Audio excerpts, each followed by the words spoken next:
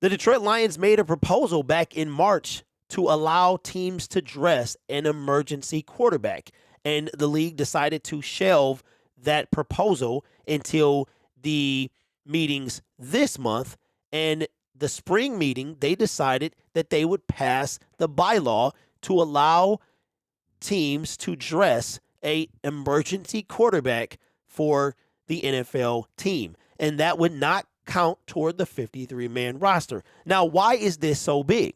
This is so big because we know what happened in that NFC Championship game. I had the 49ers winning that game. Brock Purdy, just massive elbow injury, and then they had to wind up using Josh Johnson, our old quarterback. He gets hurt, and then which made Purdy come back in. But they were actually warming up Christian McCaffrey, the running back, as their emergency quarterback.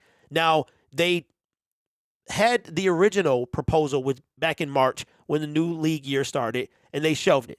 And they decided to pass it today. Now, according to Dave Burkett, here's how that would work.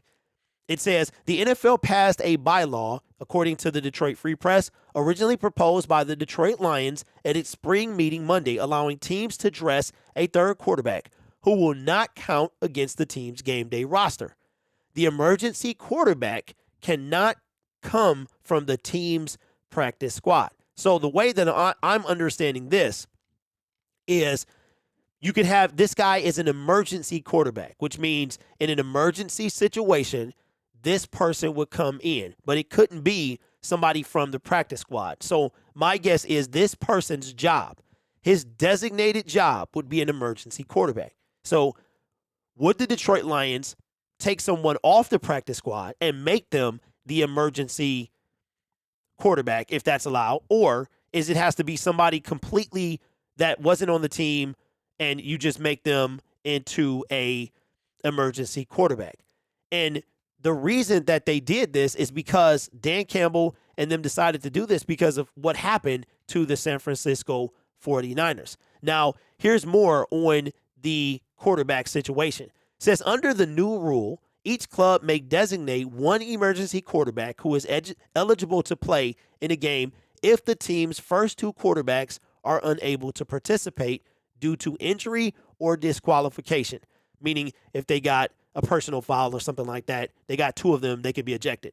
The emergency quarterback cannot play due to a coach's decision to remove a player from the game, and if an injured quarterback is cleared to return, the emergency quarterback must be removed from the game. So simply put, this person's entire role is an emergency quarterback, which probably means they'll have to stay ready, but will never see the field unless something freakish happens like it did to the San Francisco 49ers. So now, will the Detroit Lions even have an emergency quarterback? I'm guessing they will, so that if they're the ones that put the bylaw in there, try to get the rule changed.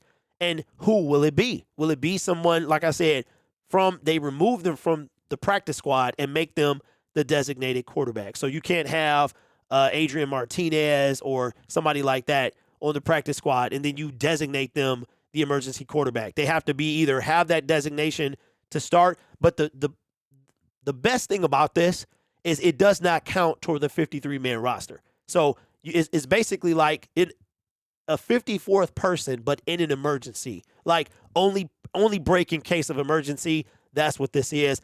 I think that's much better than what we saw because it wasn't a game after Brock Purdy went down. I mean, Josh is horrible, and when he went there, it was the dude is terrible. We had him on our team. We already knew it was over.